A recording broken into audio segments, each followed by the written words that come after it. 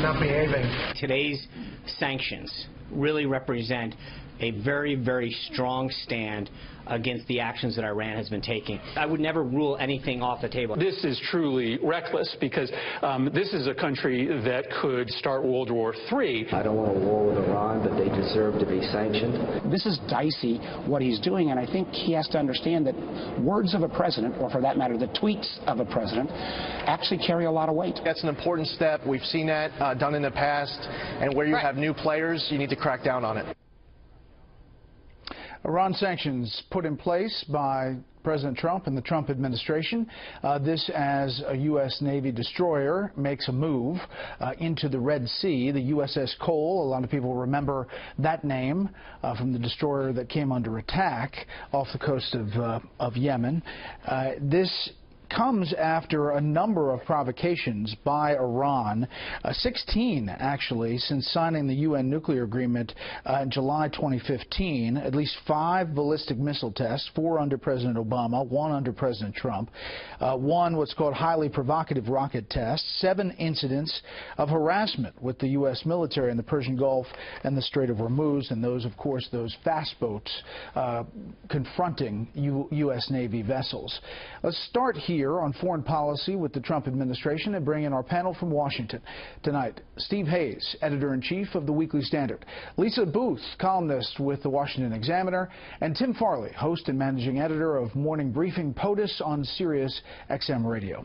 Okay, Steve, this action by the administration, obviously these had been planned as an option under the Obama administration, but deployed under the Trump administration.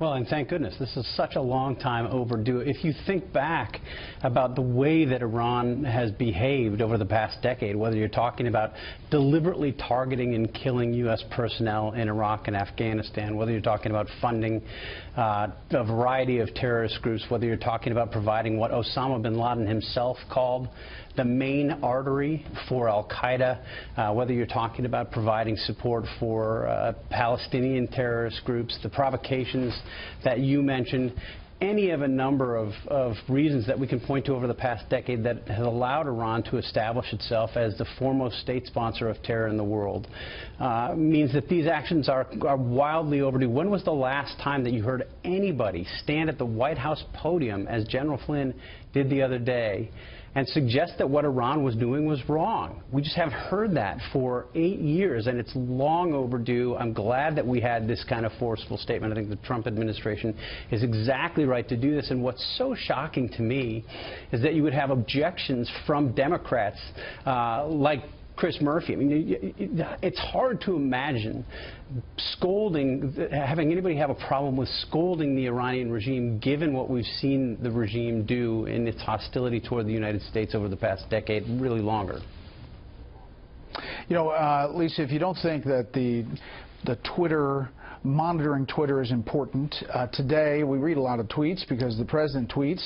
Today, there was international tweeting going on. President Trump tweeting Iran is playing with fire. They don't appreciate how kind President Obama was to them. Not me. 20 minutes later, the Iran foreign minister tweets, Iran unmoved by threats as we derive security from our people. We'll never initiate war, but we can only rely on our own means of defense. And then we will never use our weapons against anyone except in self-defense. Let us see if any of those who complain can make the same statement. Pretty interesting back and forth. Yeah, it is. And look, President Trump is in the infancy of his administration, so I think it's important for him to set the tone, particularly in regards to Iran. And look, anyone who thought that this theory that somehow Iran was going to temper their behavior because of the Iran deal has been completely dispelled by the provocations we've seen, as you spelled out earlier in the show, just this most recent testing of a ballistic missile, and not to mention the fact that just 2 weeks after implementation day of the deal, we saw the Iranians put our sailors on their knees and shoot it for propaganda purposes. And how did the United States respond to that? We responded by a $1.7 billion ransom, purchasing heavy water, having the Obama administration encouraging businesses to re-engage in the Iranian marketplace. So yeah, this is a big, strong message that the Trump administration is sending. And as Steve pointed out earlier, I think it's one that is welcomed and needed. Yeah, Tim, you know, the Democrats have said that they are going to fight and resist on a number of fronts. Take a listen to, and you heard Steve mention Senator Murphy. Here's also Senator Warner reacting to foreign policy Trump style. I'm not sure what he means by putting Iran on notice. Is this similar to the Obama red line in Syria? I don't know what that means, and none of us up here on the Hill have gotten any kind of assessment from the administration of putting him on notice. For somebody that advertised himself as being a strong president on foreign policy, let's just look at the context here. Nobody's afraid of this guy. The Russians literally, within hours of the phone call between Putin and Trump, started advancing on eastern Ukraine.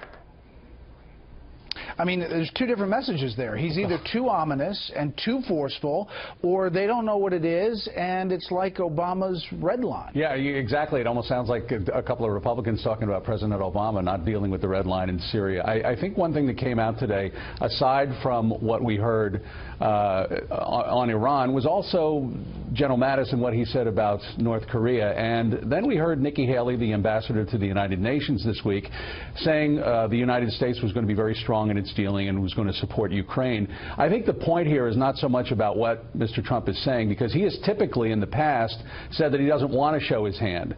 He's sort of showing his hand, but maybe not, because you don't know exactly what he's going to do. But obviously he has set down a marker. The question is, what are the circumstances under which you will deal with that marker that you've set down, and what are you going to do? And it's not so much what he has said right now, I think, although a lot of people are paying attention to it, the tweets are flying. It's what's going to happen, what kind of action he takes. And now he has set up an expectation, I think, to be tough. He has to make sure that whatever he does afterwards is equally as tough and it matches the rhetoric that he's using. Steve, I just want to touch briefly on the settlements, the Israeli settlements, and the statement out today that new settlements are not welcome as far as moving towards peace, but the old settlements essentially don't factor into that. Can you read between the lines here where this administration is coming down on Israeli settlements? Well, no, actually, I think there is some confusion on where this administration has come down on the settlements, unlike what we heard about Iran. I mean, I think if you go back, just to make a quick point to follow up on Tim's point, if you go back to what Senator Warner said, that he doesn't know what it means precisely to put Iran on notice. Well, what it means, we can say with certainty, is that the 8 years of accommodationist policy towards Iran is over. We know that much. Now, on the settlement question, I think it's much less clear. You heard Sean Spicer address that from the podium today. You've had indications, I think, pointing in a number of different directions. This is one of the hazards, I think, of sometimes doing policy by Twitter or doing it in short bursts, is some of these problems are complicated enough that it requires more explanation than you're allowed to give or you're capable of giving in short outbursts. Yeah. Not a lot of nuance in 140 characters, but clearly the issue is different than in the Obama administration.